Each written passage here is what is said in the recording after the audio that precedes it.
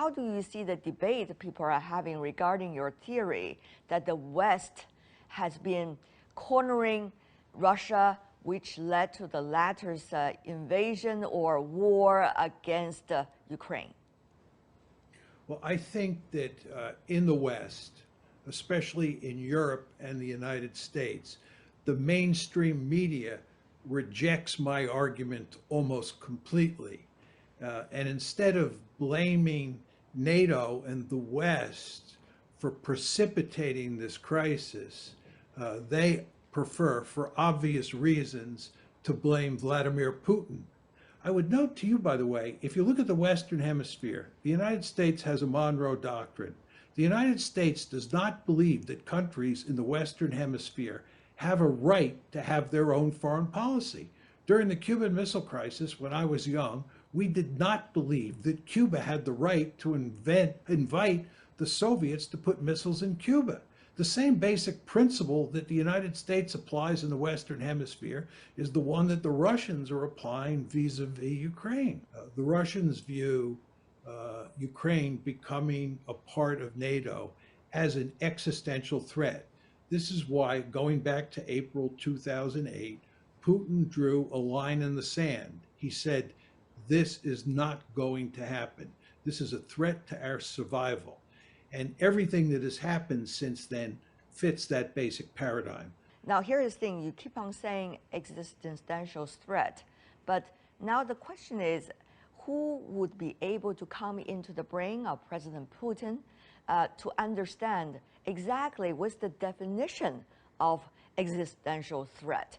He thinks that the idea of NATO on Russia's doorstep in Ukraine presents a military and political threat that is simply unacceptable.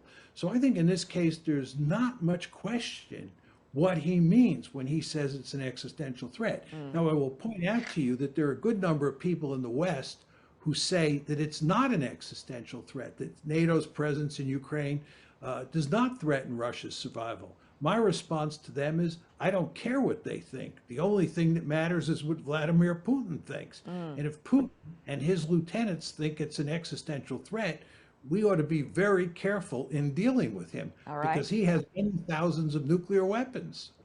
One of the reasons for your argument you cited earlier is that Russia is not looking at taking over Kiev. And yet people have been looking at the military actions that Russia took over there in that city and beyond. So how do you see the reality versus your theory? Many questions. Well, I think if you actually look at the Russian military operation, it fits very neatly with my theory.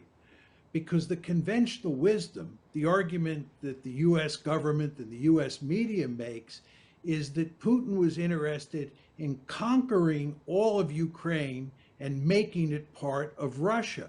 It is clear, as you say, that he tried to capture Kiev and he failed. But even if he had succeeded, if you couple capturing Kiev with the other gains that the Russians made on the ground, it does not even come close to conquering all of Ukraine. Tell me more about how do you think this situation could come to an end?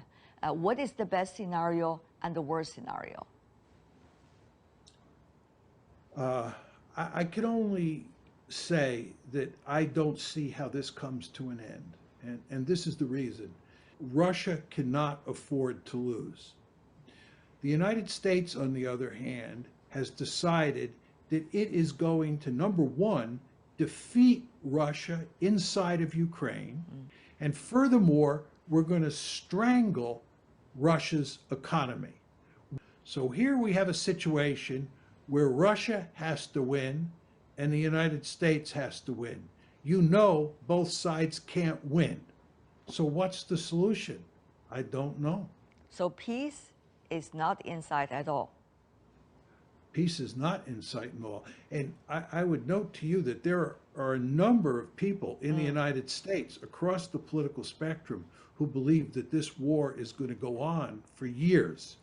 Now, I hope that's not true. I hope there's something that's going to happen that's going to change all this that we cannot foresee. But absent that, I cannot tell you a happy story about how this ends.